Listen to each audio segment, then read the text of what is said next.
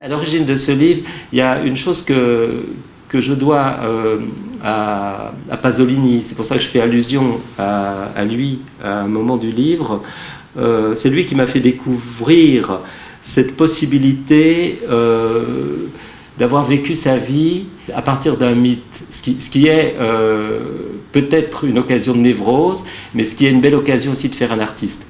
Et en l'occurrence, le mythe, c'est le mythe qu'on fournit aux enfants. Quand on leur disait, hein, du moins pour les gens de ma génération, les enfants tombent du ciel. Et mon héros, au début de ce livre, il s'aperçoit qu'effectivement, il a continué à y croire. Et il est l'homme qui ne croyait pas à la réalité charnelle de la naissance des enfants, vous voyez. Et il s'est arrangé pour continuer à ne pas y croire, en choisissant, du moins son inconscient, une sexualité qui ne l'affronte pas à cette réalité-là, et en choisissant effectivement un métier qui lui permette d'exploiter cette fable si belle, hein, les enfants tombent du ciel. Ce qui lui arrive, c'est peut-être un des événements essentiels de l'existence, c'est-à-dire la mort de la mère. Et il se trouve que cette mort de la mère est un événement d'autant plus fort qu'il avait une relation privilégiée avec elle et quasi exclusive.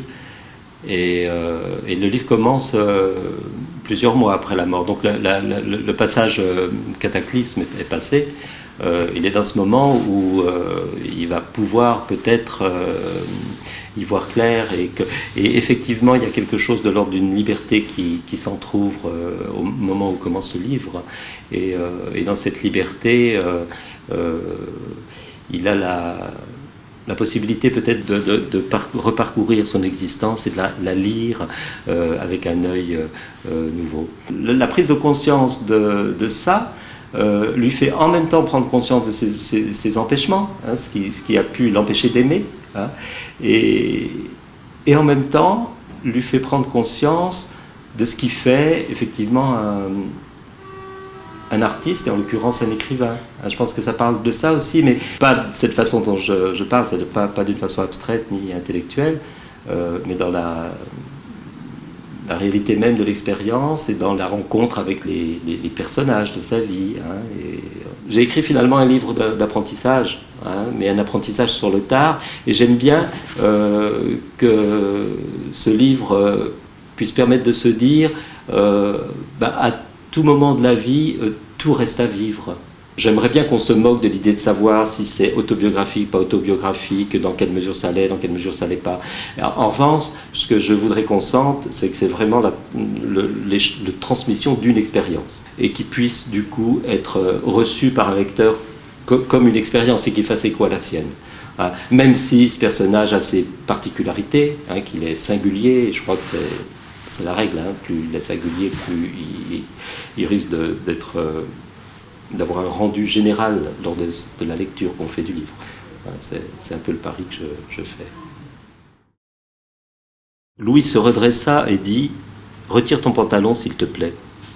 Le stéthoscope autour du cou, il avait à présent toute l'autorité de son rôle, du moins à ses propres yeux. Je décidai de faire comme s'il l'avait aussi au mien. Je défis ma ceinture, baissai la fermeture éclair, espérant seulement que le caleçon du jour que j'avais pris ce matin au hasard ne serait pas trop lamentable. Je me mis debout pour ôter le pantalon. Il alluma le lampadaire et se planta devant moi. La lumière était atrocement crue. Je levai les yeux pour ne plus voir mes pieds dans les chaussettes, les lui abandonnant, ainsi que mes mollets devenus glabres avec l'âge, mes jambes maigres, mon ventre mou, mes pectoraux fondus, et regardai dans le vide, loin au-delà de lui. « Tourne-toi maintenant. » Je me tournai, lui livrant à présent ma scoliose, les innombrables taches brunes apparues peu à peu dans mon dos, et cette grosseur en bas qui, un temps, m'avait inquiété, jusqu'à ce que mon médecin de Paris m'apprit qu'il s'agissait d'un lipome sans danger. Louis l'ignora, plantant en revanche juste en dessous un doigt qui d'emblée toucha juste. Je me raidis de douleur. « Eh oui, dit-il, le nerf est comprimé. Si on ne fait rien, tu risques la sciatique. Maintenant, tu vas t'allonger. » Il m'arrêta. « Non, pas comme ça. D'abord sur le dos. »« J'ai froid, dis-je. »« Je n'en ai pas pour longtemps, juste vérifier un truc. Lève le bassin. Très bien, tu peux relâcher. » Il prit du recul. « Laisse tes pieds joints. Ta jambe droite dépasse l'autre de 2 cm, si c'est pas 3. » Je croyais que c'était fréquent. Pas 3 cm. Maintenant, tu peux te retourner sur le ventre. Je vais tâcher de te remettre un peu d'aplomb. Mais ça m'a l'air bien raide tout ça, ajouta-t-il en me tâtant le dos. Ses mains étaient chaudes, c'était agréable, je fermai les yeux et m'abandonnai. Quand il m'eut massé un moment, j'aurais voulu que ça dure, il me manda de me mettre sur le côté en repliant les genoux sur mon ventre, exactement dans la position que j'aurais prise si j'avais été seul. Il m'enserra alors complètement dans ses bras, courbé sur moi, immense et fort, comme jamais il ne l'avait été, comme jamais je n'aurais soupçonné qu'il pût l'être. Inspire à fond, dit-il. J'inspirai. Expire maintenant. En même temps que j'expirais, il resserra l'étau de ses bras à me broyer. Cela fit craque et horriblement mal, j'en eus le souffle coupé. Pardon, dit-il en relâchant son étreinte, je ne pouvais pas faire autrement. Et moi, j'éclatai en sanglots. Je pleurais à grands spasmes, comme au vomi, sans prise aucune sur cette mécanique infernale qui s'était déclenchée dans ma poitrine et secouait le pantin à quoi j'étais réduit, ne me laissant d'autre recours que de lancer en direction de Louis d'absurdes signes de dénégation qui, voulant minimiser la chose, la banaliser, l'ignorer, ne faisait qu'en accuser de l'extravagance, la caricaturer jusqu'au grotesque et nous précipiter tous deux dans une sorte de folie. Lui, devant moi, s'était d'abord figé, vidé de son sang, glacé.